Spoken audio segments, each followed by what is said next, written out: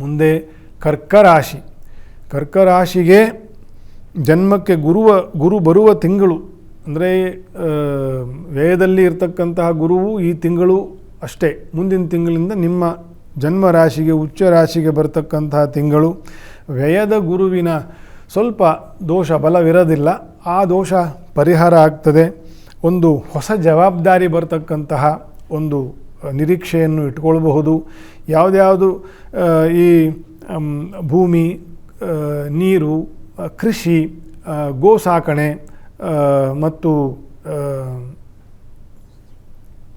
ಈ ಪರಿವಾರಗಳನ್ನು ಆಳ್ತಕ್ಕಂತಹ ಮಿನಿಸ್ಟೇರಿಯಲ್ ವಿಷಯಗಳು, ಇಂತಹ ಸಂದರ್ಭದಲ್ಲಿ ಅಥವಾ ಇಂಥ ಸಂಬಂಧದಲ್ಲಿ ಇರತಕ್ಕಂತಹ ಜನರಿಗೆ ಒಂದು ವಿಶೇಷವಾಗಿರ್ತಕ್ಕಂಥ ಏಳಿಗೆಯ ತಿಂಗಳು ಆಗ್ತದೆ.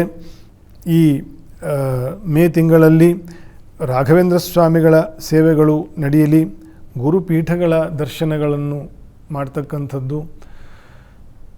ಅಲ್ಲಿ ನಿಮಗೆ ಈ ಗುರುವಿನ ಅನುಕೂಲದ ಕ್ಷೇತ್ರಗಳು ಅವೆಲ್ಲ.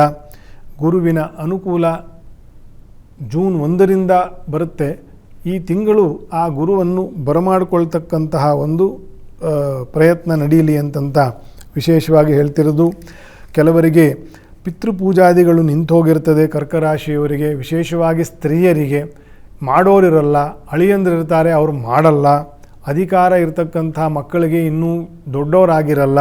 ಈ ರೀತಿಯೆಲ್ಲ ದೋಷಗಳು ಇರತಕ್ಕಂತಹ ಸ್ತ್ರೀಯರು ಯೋಗ್ಯ ಪುರೋಹಿತರನ್ನು ಹುಡುಕಿಕೊಂಡು ಹೋಗಿ ಶ್ರೀರಂಗಪಟ್ಟಣ ಅಥವಾ ಮಡಿಕೇರಿ, ತಲಕಾವೇರಿ ಅಥವಾ ಗೋಕರ್ಣ ಕ್ಷೇತ್ರದಲ್ಲಿ ಅವರು ನಿಮ್ಮ ಪರವಾಗಿ ನಿಮ್ಮ ಮುಂದೆಯೇ ನಿಮ್ಮ ಪಿತೃವರ್ಗದವರಿಗೆ ಸಂಕಲ್ಪಪೂರ್ವಕ ಏನು ಮಾಡಬೇಕು ಅದನ್ನು ಮಾಡಿ ಪ್ರಸಾದವನ್ನು ಕೊಟ್ಟು ನಿಮಗೆ ಪ್ರಸಾದವನ್ನು ಕೊಟ್ಟು ಆಶೀರ್ವಾದ ಮಾಡ್ತಾರೆ.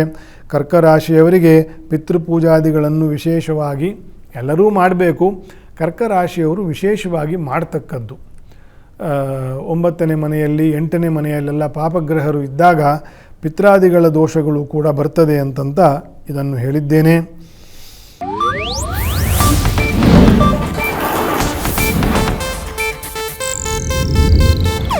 ಇದು ಏಷ್ಯಾನೆಟ್ ನ್ಯೂಸ್ ನೆಟ್ವರ್ಕ್ ಪ್ರಸ್ತುತಿ.